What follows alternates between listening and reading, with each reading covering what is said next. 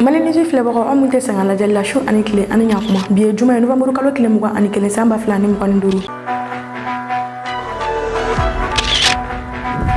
an ka bi kunnafoniw bɛ tali kɛ min na fɛn min ye luluni ye kajolo cercle la Sikaso mara la o sugu olu da yɛlɛla kunu alamisa n'an bɔra ye fɛn min ye Mali conteneur ba 2 ani kɔ o bloquelen do Dakar port la kunnafoni walawali a bɛ n'o sɔrɔ an ka kunnafoni kɔnɔ. Aw bisimila an ka kunnafoni kɔnɔ kunnafoni fɔlɔ bɛ tali kɛ lakana ko kan fɛn min ye luluni sugu ye o da yɛlɛla kunu alamisa novembre kalo tile 20 san 2025 luluni kajolo cercle la Sikaso mara kɔnɔna la ale sugu o da yɛlɛla kunu fɛn min ye Mali armée ye ale kun wililen do ka jɔ walasa ka lakana sabati Sikaso ni a lamini na kana fɔ luluni yafan fɛ état major ye délégation bila délégation min ni o wulila ka taa nin yɔrɔ ninnu o lakana o délégation ɲɛmaya bɛ maa min bolo o ye colonel major Mahamadou Tarawele colonel major Mahamadou Tarawele ale ni a ka cɛdenw olu wililen do Sikaso ni a lamini na bi ni ka nin yɔrɔ in lakana colonel Mahamadou Tarawele k'a to Sikaso kunu a ye laseli kɛ min kɔnɔna la a ye a yira k'a fɔ ko fɛn min ye AES militaire ye militaire 800 olu wililen do ka u jɔ bi ni ka u bolo di ɲɔgɔn ma walasa ka nin yɔrɔ ninnu olu lakana a ka kuma kɔnɔna la a ye a yira fɛnɛ k'a fɔ ko fɛn min ye sterni 80 ani 2 ye ko Niger militaire ye olu sɛnsɛn ni ka na ni olu ye Sikaso mara kɔnɔna la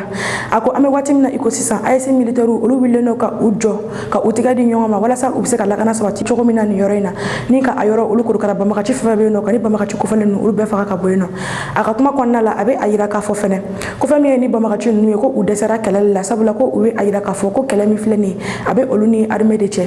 ko a tɛ olu ni population cɛ nka ko u sirannen do waati min na ni armée wulila ka jɔ u bɛ u senw de ta ni ka boli biribiri armée ɲɛ ko sinon ko armée jɔlen bɛ ka u kɔnɔ colonel major Mahamadou Tarawele a ka kuma kɔnɔna la a bɛ a yira fɛnɛ k'a fɔ ko Sikaso fɛn min ye hɛrɛma kɔnɔ ale ni Zegwa sira ye ko AES militaire wulilen do ka u jɔ bi kosɛbɛ walasa ka nin yɔrɔ ninnu lakana colonel major Mahamadou Tarawele k'a to Sikaso a ye laseli min kɛ ale ni sterni minnu ni Niger militaire ye olu sɛnsɛn ni ka don ni u ye Sikaso an y'o ja minnu sɔrɔ an ka jɔ an k'o lajɛ ɲɔgɔn fɛ. Dans une démonstration de puissance et de détermination, les forces armées maliennes ont conduit une opération d'envergure de sécurisation des populations et de leurs biens pour s'enquérir directement des conditions de travail des hommes engagés sur le terrain. Une délégation de l'état-major général des armées s'est rendue à Eremakono dans le cercle de Sikaso. Nous avons été dépêchés par le chef d'état-major général des armées sur instruction du ministre de la Défense dans la droite ligne des directives du président de la République pour essayer de voir et puis de gérer et garantir, elle est garantie, mais de mieux garantir encore la libre circulation des personnes et des biens sur le corridor, sur les deux corridors Zegwa-Sikaso et Eremakono-Sikaso. Donc ces corridors-là ont été confrontés depuis un certain temps à des menaces terroristes, des menaces qui ne pouvaient pas être neutralisées sans la présence d'une forte capacité aussi. Donc nous sommes parvenus dans un premier temps à travailler sur les sites criminogènes et neutraliser un certain nombre de groupes armés terroristes qui s'y étaient installés. Donc dans un deuxième temps, on est en train de travailler à rendre fluide le corridor, fluide le passage des personnes et des biens sur les corridors. On est en contrôle de zone, c'est-à-dire on contrôle les voies d'accès à Luluni, on contrôle aussi un peu les forêts autour de Luluni pour permettre à la population d'avoir la confiance, d'avoir à la présence de l'armée, d'avoir la confiance à aller aussi dans son champ et à vaquer complètement à ses occupations. Et vous savez, ces groupes armés terroristes aussi, par rapport à ils font tout le contraire de leur narratif. Chaque fois, ils disent, bon voilà, à la population, bon, on n'est pas là pour vous, on est là pour les femmes. Et malheureusement, quand les femmes se présentent, c'est eux qui sont en train de fuir, ils disparaissent. Et le message d'apaisement à l'endroit des populations que j'avais, c'est dire à la population de continuer à avoir confiance aux femmes, à leurs femmes, c'est leurs femmes, et de nous soutenir, de nous envoyer des informations et des renseignements concernant ces gens. Kunnafoni filanan Bamakɔ ye menacé ta ka ɲɛsin Abdou Niang ma Abdou Niang ni ale ye kunnafoni dila ye bɔlɔlɔsiraw kan fɛn min ye jeune Bamakɔ ye ne o jeune terroriste ye u bɔra ni ka kuma fɛn min ye ni Bamakɔ ninnu ye olu dɛsɛra kɛlɛli la o la u wililen bɛ ni ka u ɲɛsin civiliw ma ni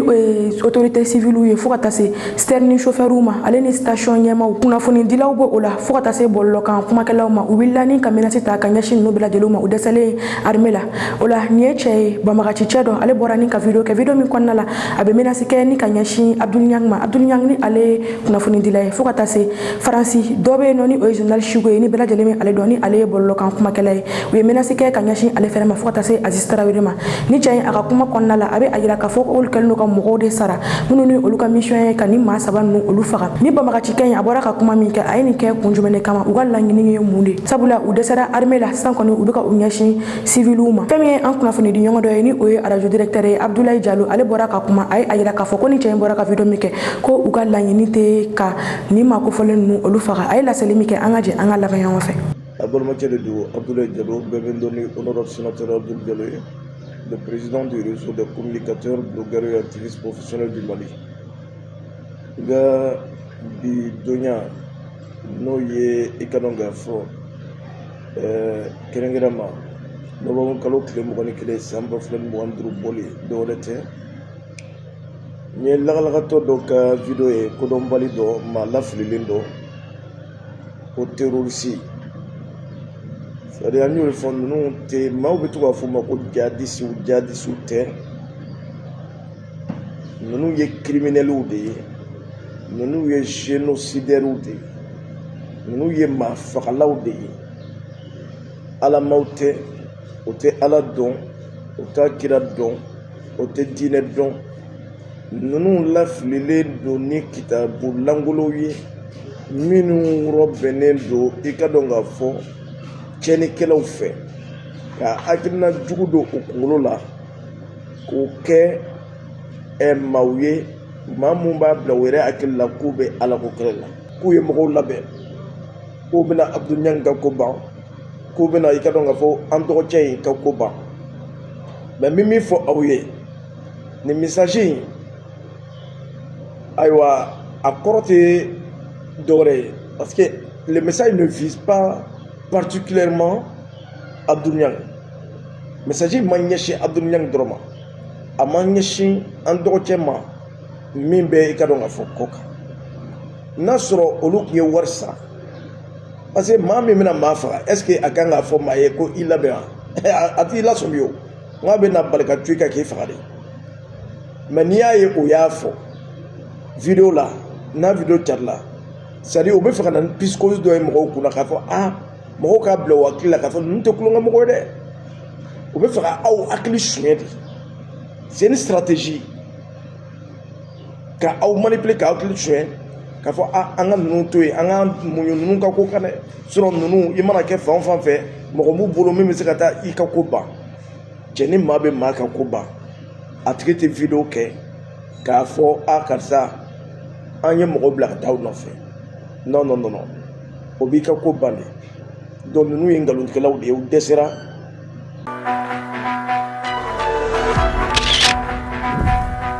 Alisa an bɛ to banbagaciko kɔnɔna la fɛn min ye wajulukɛla ye ni o ye Imam Abubakar So ye ale a yira k'a fɔ ko a menacelen don Imam Abubakar So ni ale bɛ wajulu kɛ a ye lettre kɛ lettre min ni o ye gafe a y'a ci ka ɲɛsin autoritéw ma ni o ye gouvernement ye min kɔnɔna la a bɛ a yira k'a fɔ ko menace kɛlen don ka kɛɲɛ ale ma Imam Abubakar So a ko ka kɛɲɛ ni ale ye wajulu min kɛ ni o kɛra jumadon octobre kalo tile 31 san 2025 min kɔnɔna la espagnol ka livre min bɛ yen ni o ye El Courtubi ye min kɔnɔna la ko ni u bɛ ka nkalon ta ni ka da kuranɛ la ale bɔlen ka o kuma ninnu jaabi Imam Abubakar So ye a yira k'a fɔ ko kabini ale y'o kɛ ko fɛn min ye menace ye o bɛ ka ta ka kɛɲɛ ale ma wa ko fɛn min ye harcèlement fɛnɛ ye ale bɛ ka harceler a ko ni maa ninnu ye suna maaw ye suna parce que a ka gafe kɔnɔna la a ye a fɔ ko sunniti maaw don minnu ni u bɛ ka menace ale ni harcèlement ta ka ale sɛgɛrɛ ko maa dɔ fɛnɛ a yira k'a fɔ ko kun kelen jumɛn kama ale bɔra ni ka banbagaciw olu jaabi a ka kuma ninnu kɔnɔna la a ko a b'a ɲini gouvernement fɛ a fɔlɔ ko ka enquête dayɛlɛ ni maa minnu bɛ ka ale harceler ka enquête dayɛlɛ o maa ninnu kan a filanan a ko ale b'a ɲini gouvernement fɛ u ka mɔgɔ di ale ma min bɛ ale sécuriser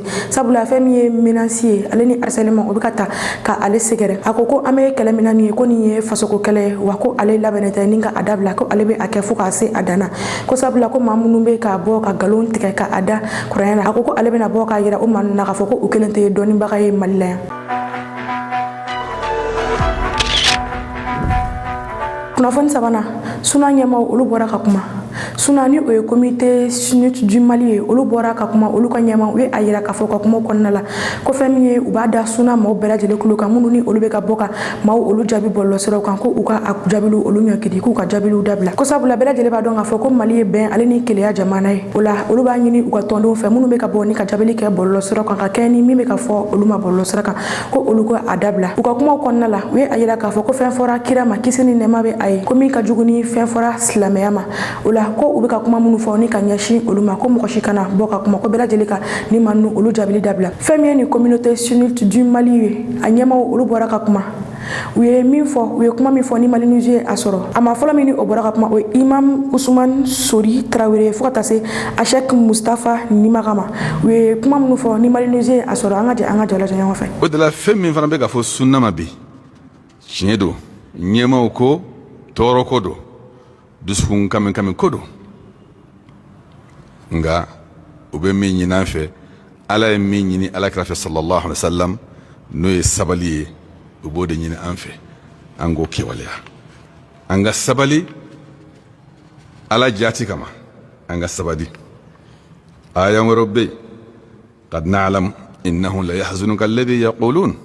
wa innahum la yukadhibunak walakinna adh-dhalimina bi ayati llah yajhadun fo ka taa se aya la ma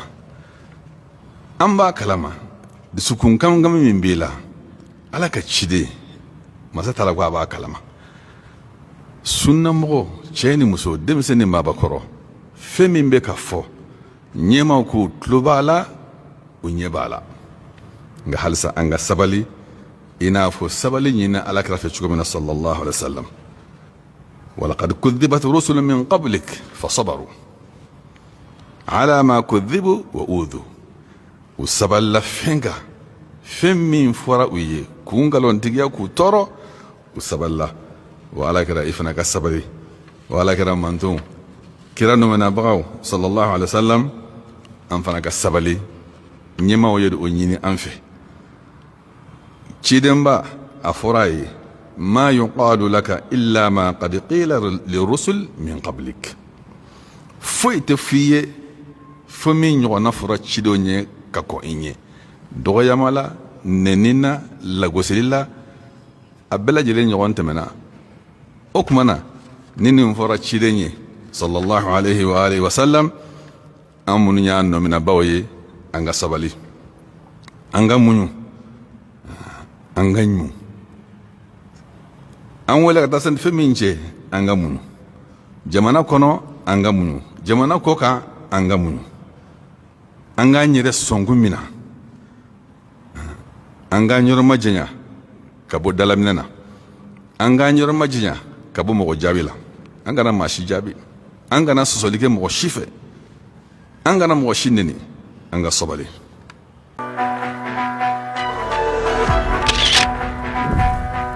kunnafoni naaninan fɛn min ye Mali conteneur 2000 ani kɔ o de bloquelen don Dakar port la ni o ye Sénégal port ye Mali ministre min ka baara ɲɛsilen bɛ transport ma ni o ye madame Danbele Madina Sisoko ye ale wulila ka taa tile 2 tagama kɛ Sénégal tagama min kɔnɔna la ni o kɛra tarata ale ni araba a wulila ni ka taa kuma problème min bɛ yen nɔ ni o ye transitaires ale ni commerçants olu cɛla ye ka kɛ ni Mali commerçants olu ka conteneur 2000 ani kɔ o de bloquelen bɛ Sénégal port la yen nɔ o la a wulila ni ka taa kuma olu ni ɲɔgɔn cɛ o kɔnɔna la i b'a ye k'a fɔ fɛn min ye ni port ma ye olu tun ye a yira k'a fɔ ko minɛn ninnu filɛ nin ye ni olu mɛnna port la sabula minɛnw olu kan ka ta waati da hakɛlen dɔ de la ni o wagati tɛmɛna olu bɛ musaka de da u ka minɛn ninnu kan walasa u bɛ se ka taa cogo min na commerçants ye a yira k'a fɔ ko olu b'a kɔrɔ dɔn ni ka jɛ u ka minɛn ninnu kɔ sabula ko musaka minnu dalen bɛ ni minɛn ninnu kan ko o musaka n'i ye o sara ka tila ka minɛnw transport kɔ ni ka na n'a ye a ye Bamakɔ ko n'i ye a feere ko i tɛ tɔnɔ foyi sɔrɔ ni minɛn ninnu na o la ko olu bɛ jɛ a kɔ fɛn min ye ministre ye ni o ye Mali ministre min ka baara ɲɛsilen bɛ transport ma ale wulila ni ka taa Dakar a taara ani Dakar autorités ye ɲɔgɔn ye kɛ ni minɛn ninnu olu bloquelen min filɛ nin ye a kun ye mun ye i b'a ye k'a fɔ fɛn min ye sira ye o man ɲi ka bɔ ni minɛnw ye port la Dakar ka na ni a ye Bamakɔ ka ye sira bɛ cogo min na bɛɛ lajɛlen bɛ o dɔn minɛn ninnu nali Bamakɔ yan a nɔrɔli ma nɔgɔ o ye fɔlɔ ye a filanan o ye min ye attaque bɛ ka kɛ ka ɲɛsin ni camion chauffeur ninnu ma ale ni nin minɛn ninnu ma o ye a filanan ye a sabanan o ye min ye n'o ye carburant ko ye carburant ko o yɛrɛ nana a ko tɔ bɛ juguya sabula i b'a ye k'a fɔ ko n'i ka minɛ ni i y'a don i ka bolifɛn kɔnɔ ka na ni a ye Bamakɔ essence tɛ se ka sɔrɔ ka kɛ i ka o camion in kɔnɔ ni ka segin ka taa minɛn wɛrɛ ta ni ka na n'a ye o bɛɛ de ye a to ni minɛn ninnu olu fɛnɛ mɛnna port la nka fɛn min ye minisiri ye ni o ye Mali ministre de transport ye ni o ye Madina Sisoko ye ale ni nin maa ninnu ka ɲɔgɔn ye la min ni o kɛra tarata ale ni araba tarata don ani Sénégal ministre des transports ani ye ɲɔgɔn ye u seginna ka kuma araba don ani port yɛrɛ directeur ba olu ye ɲɔgɔn ye u sigira ka kuma u ka nin ɲɔgɔn ye ninnu kɔfɛ port directeur ani port maaw olu a yira k'a fɔ ko musaka min ni o kun dalen bɛ nin minɛn ninnu kan sabula ni minɛnw mɛnna u bɛ musaka dɔ de di a kan walasa i ka minɛnw olu bɛ se ka na cogo min na ko fɛn min ye musaka minnu kun dalen bɛ nin minɛn ninnu kan ko o musakaw ko u jɛna u bɛɛ lajɛlen kɔ i b'a ye k'a fɔ nin conteneur minnu filɛ nin ye a caman kɔnɔna la essence bɛ a la fura bɛ a la balo bɛ a la fo ka taa se pièces détachées ma ni o ye maaw olu ka minɛnw ye olu caman bɛ nin minɛn ninnu olu kɔnɔna la ni ka na ni a ye Bamakɔ yan u ka kuma ninnu kɔnɔna la fɛn min ye Mali ale ni Sénégal ka ni ɲɔgɔn ye ka kɛɲɛ ni nin minɛn ninnu olu nali ye o kɔnɔna la u ye fɛɛrɛ dɔw tigɛ k'u bɛna fɛɛrɛ dɔw ta fɛɛrɛ minnu ni jamana ninnu olu bɛna jɛ ka o fɛɛrɛ ninnu olu étudier a fɛɛrɛ dɔ ye ni ka minɛnw ka na ni olu ye soit Mauritanie fɛ walima ka tɛmɛ ni u ye Laginɛ fɛ ka sɔrɔ ka na ni a ye Bamakɔ kɔnɔna la o kɔfɛ fɛn min ye Sénégal ye a jira k'a fɔ ko u bɛna fɛɛrɛ bɛɛ lajɛlen tigɛ walasa douane na n'i ka minɛn bɔra port la ka na douane na minɛn kana mɛn ka sɔrɔ i m'i ka minɛn sɔrɔ i bolo la fɛn min ye madame Damele Madina Sisoko ye ni o ye Mali ministre des transports ye a nisɔndiyalen kun don kosɛbɛ a nisɔndiyalen a ye laseli min kɛ a y'a kɛ nansarakan na an ka jɛ an ka jaw lajɛ ɲɔgɔn fɛ. Aujourd'hui nous sommes là à Dakar dans le cadre d'une rencontre bilatérale par rapport au congestionnement du port de Dakar suite à des problèmes auxquels le Mali fait face, principalement les problèmes d'insécurité sur les corridors, menant les servant, disons, à acheminer les marchandises maliennes transitant par le port de Dakar. Donc les réunions préparatoires ont été tenues depuis le mois passé et aujourd'hui nous sommes là à Dakar avec les acteurs portuaires pour discuter des points et ensemble trouver des solutions. Aujourd'hui, nous avons plus de 2000 conteneurs bloqués au port de Dakar. Certains parmi ces conteneurs sont dans les délais de franchise et d'autres ont dépassé les délais de franchise. Mais les problèmes qui ont entravé la fluidité du corridor, ces problèmes ont été posés, discutés et des solutions sont en train d'être réfléchies pour pouvoir mettre en œuvre les plans d'évacuation élaborés par les transporteurs sénégalais et les transporteurs maliens. Donc nous remercions le DG du port pour son leadership, son management par rapport à son staff pour pouvoir diligenter la tenue de cette mission et les différentes assises qui ont eu lieu avant aujourd'hui.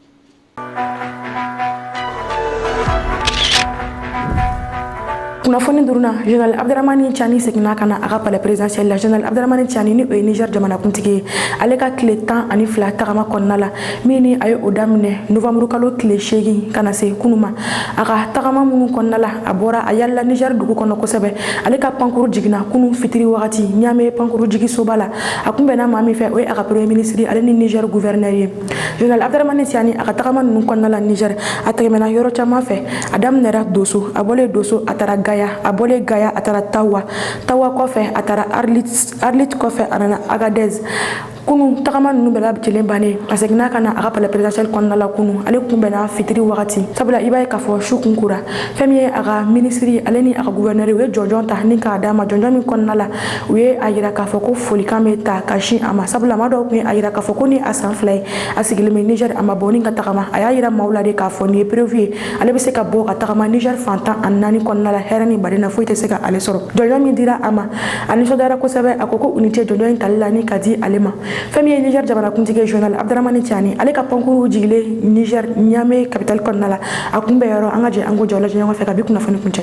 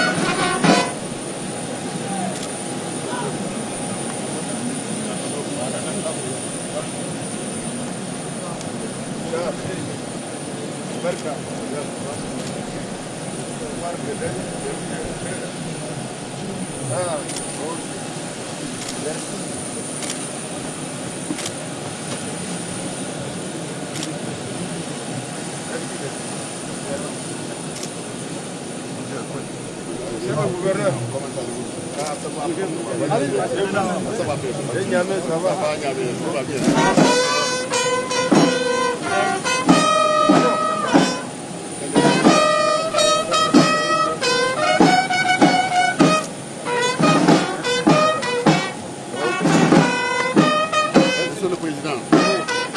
la région de Niamey nous remet afin que pour protéger le peuple nigérien des coups que les ennemis du Niger veulent nous porter. Ils ne pourront pas, et avec cette lance, nous vous demandons, M. le Président, de percer l'horizon avec l'énergie positive.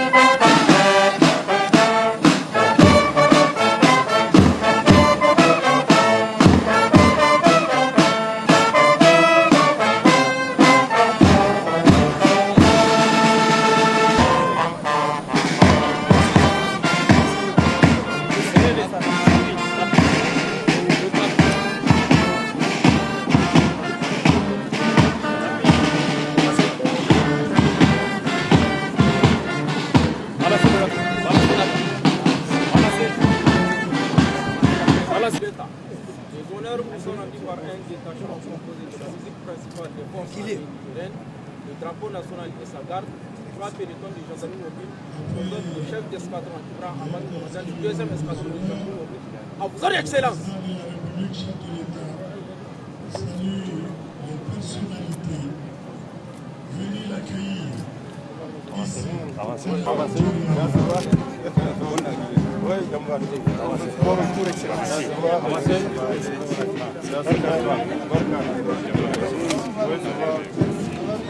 Il n'y a pas de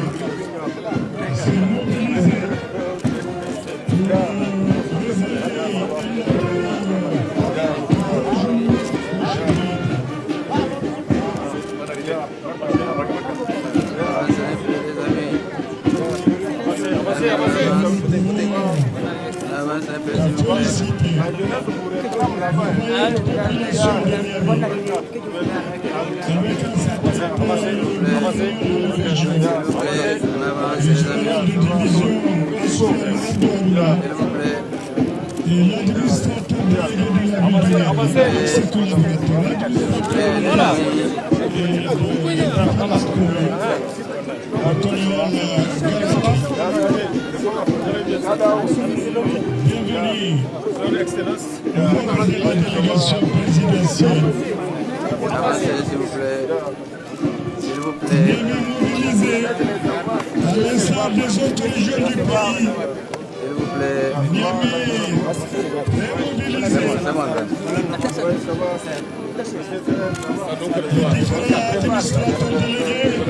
sous la coordination de l'administrateur délégué Ne vous bousculez pas. ce sont les populations venues accueillir le flambeau.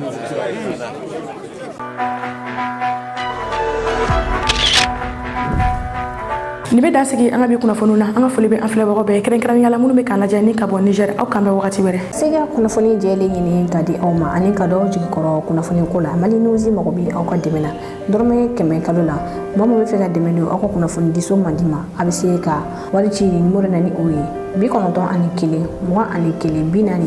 84 aw kelen kɔ ka dɛmɛ fɛnɛ ci aw bɛ se ka aw tɔgɔ yɛrɛ fɛnɛ ci aw ma